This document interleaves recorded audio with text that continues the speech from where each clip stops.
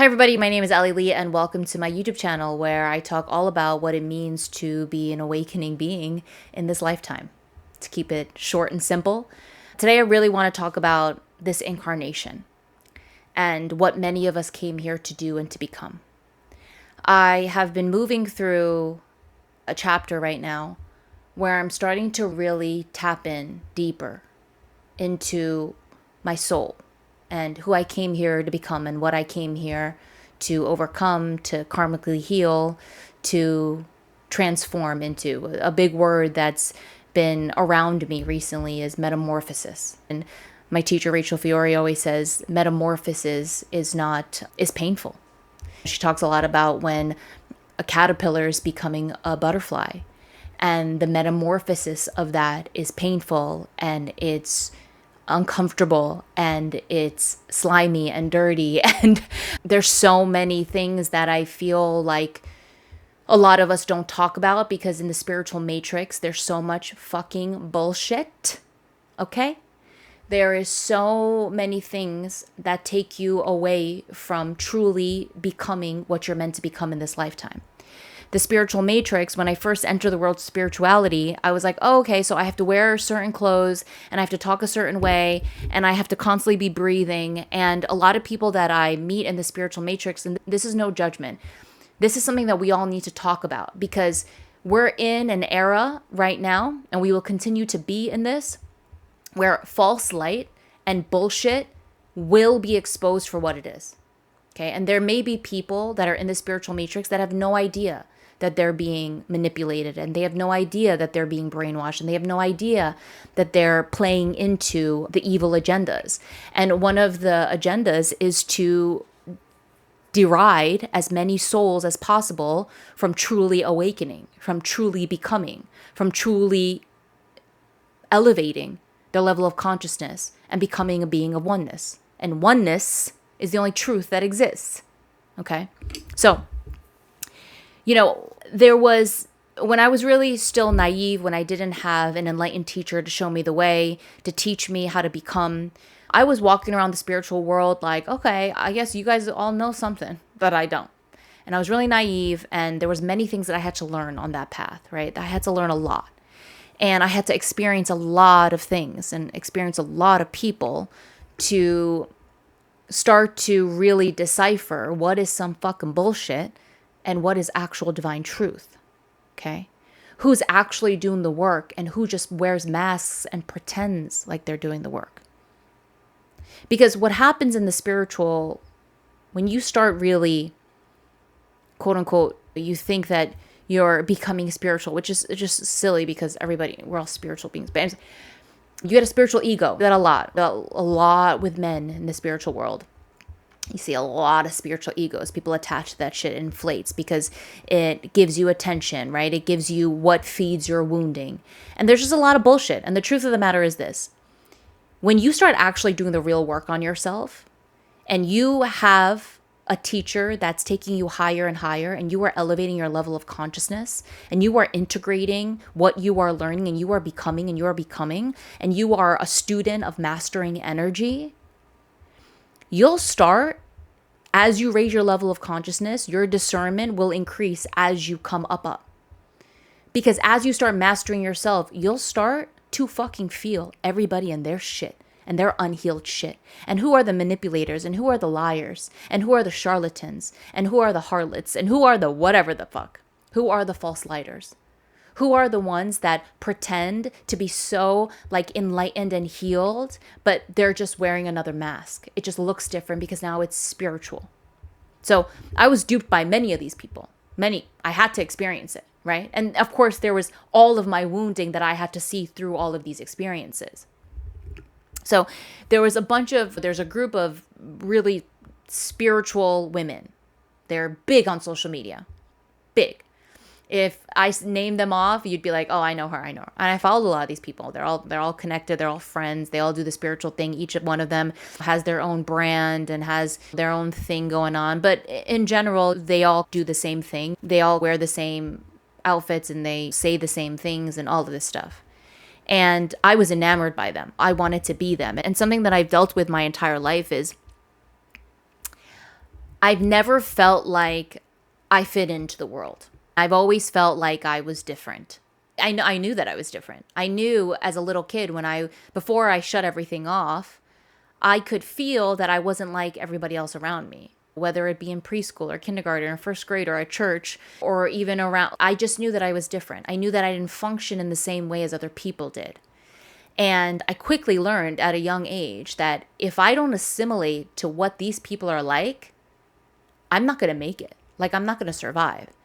And so I shut down constantly what I was and who I was to just fit in to survive. It was a survival thing. Now, if we had enlightened parents who nurtured us and guided us for the way that they're supposed to, they would nurture the fact that we are different, that we're empathic, that we're highly sensitive beings, that we came here on a mission, and they would guide us on how to become powerful as we experience challenges on this planet in this incarnation. But we didn't have that, which means a lot of us that, are different, we got really lost. And a lot of us have all these mental illnesses, and a lot of us get addicted to drugs and alcohol and all this shit because of how highly sensitive, empathic we are. We have a tougher journey than the average Joe because of what we are. And it has to be that way, because to become a warrior, to become a leader of New Earth, to become a being of oneness, you can't have it easy. It has to be as challenging as it is. But a lot of us fall into being a victim. We're a victim of the life that we live. We're a victim of our circumstances. We're a victim. We get trapped in the victim, and then we get lost in it.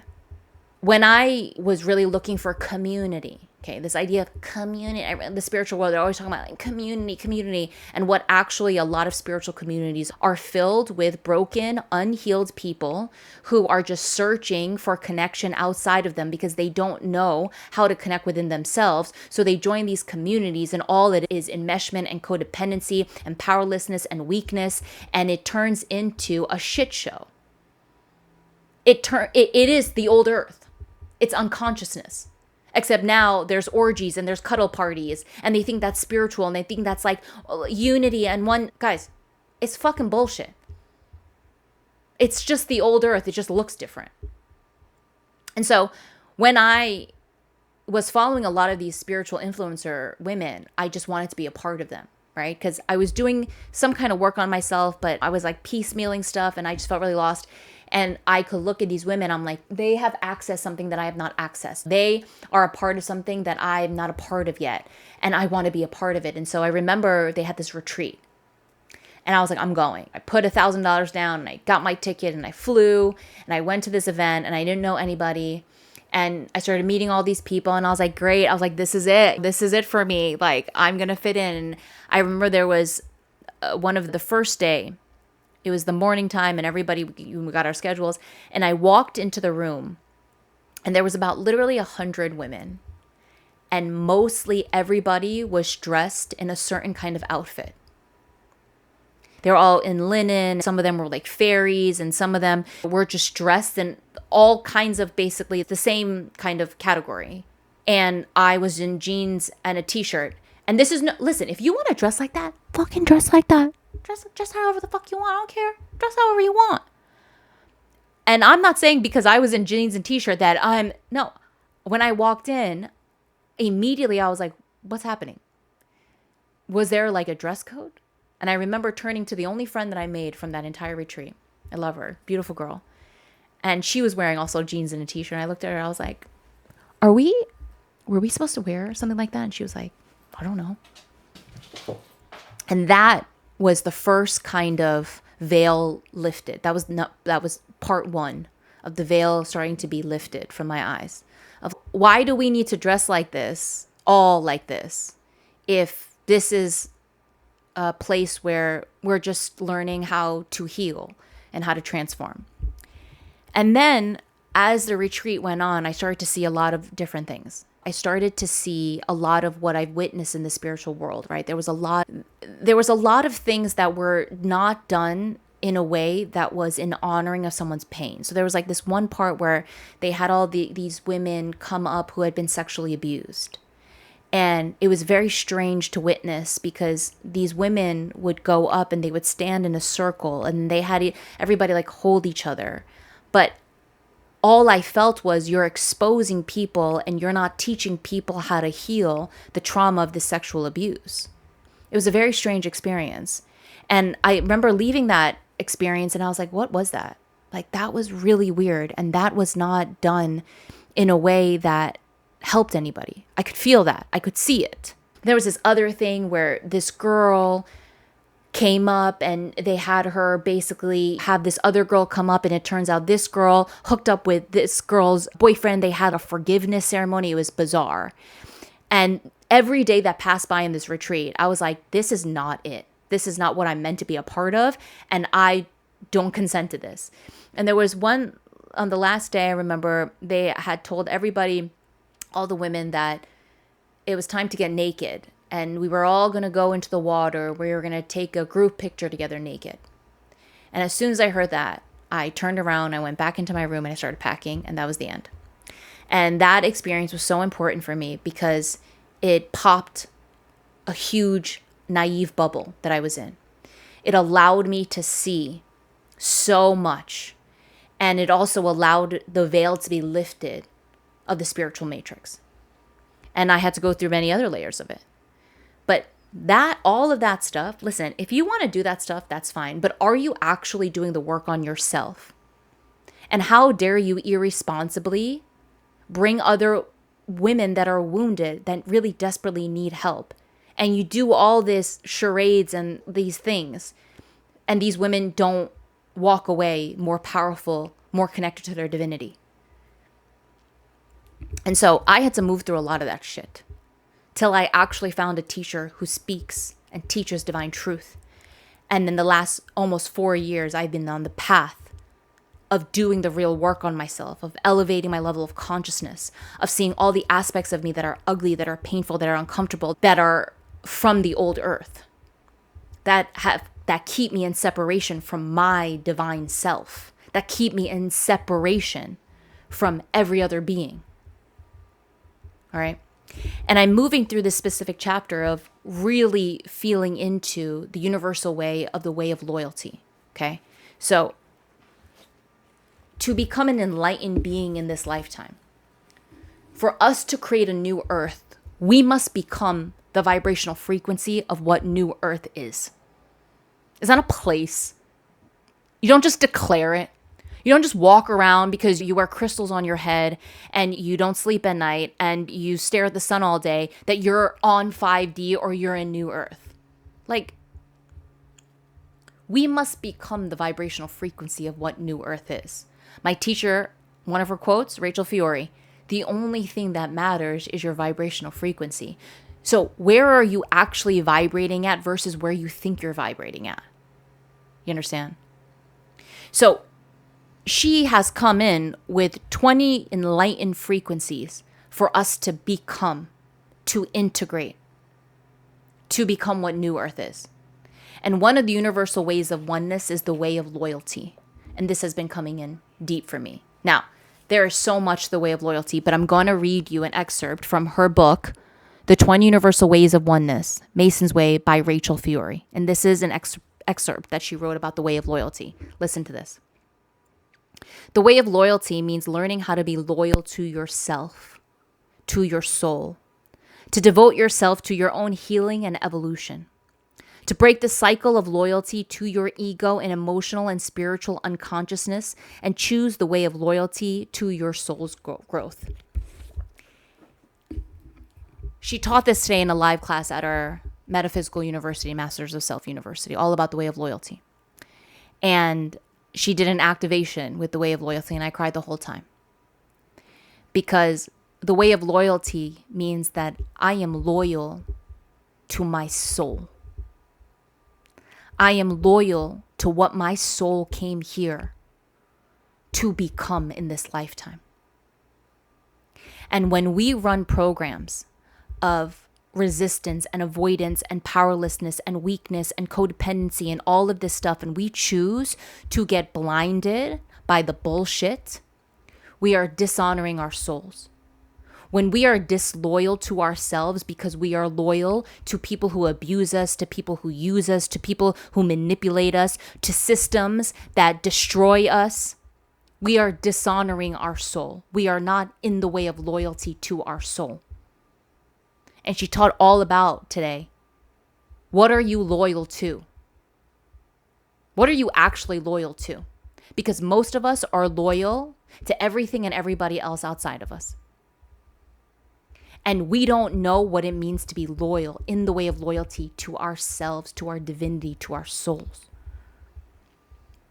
And it made me cry because how much of my life have I been disloyal to my soul? Have I been disloyal to what my soul came here to become in this lifetime? To what I came here to become, to help humanity? That is not something I take fucking lightly. And every time we let our shit run, we let all of our weak shit, our powerless shit, all of their shadow self take over. When all of these energies come in and we drown in them and we refuse to do the work, refuse to see where we are blind, dumb, deaf, where we choose to, I'll just choose ease, or I'll just choose to turn a blind eye, or I'll just choose to go into the spiritual matrix. This makes me feel good and I don't have to feel anything that's painful. You are dishonoring and you are disloyal to your soul, to your divinity. The way of loyalty is I am loyal to the truth of me. And I will do whatever it takes, whatever I need to experience, whatever obstacles I need to go through, whatever challenges are coming my way. I will connect to the truth of me, to my divinity. And I will do all of the work to alchemize, to transmute, to elevate, to rise over and over again. Because that is the way of loyalty to my soul. There is a calling right now for many of us to become what our soul wants us to become in this life. Especially in this lifetime, in this incarnation. It is crucial. So for anyone out there that hears this and you feel it, I hope, I truly, that you start doing the work on yourself. And if you are looking for a teacher or a school to teach you the way, Masters of Self University. Our spring semester starts January 20th. There are free student enrollment meetings now where you can learn all about what it means to be a student at MSU. This is the school that will launch you into the journey of you. And the question is, are you ready or are you fucking not? Will you choose to anchor yourself in old earth and let hell exist? Or will you listen to your soul's calling and rise and become what new earth is? Because this is what we came here to do. And in the way of loyalty, I will do and become, thank you computer, what I am meant to become in honoring of my soul. Thanks for listening. Subscribe, comment. You can follow me on TikTok and Instagram. And I will see you in the next YouTube video and in class. Bye.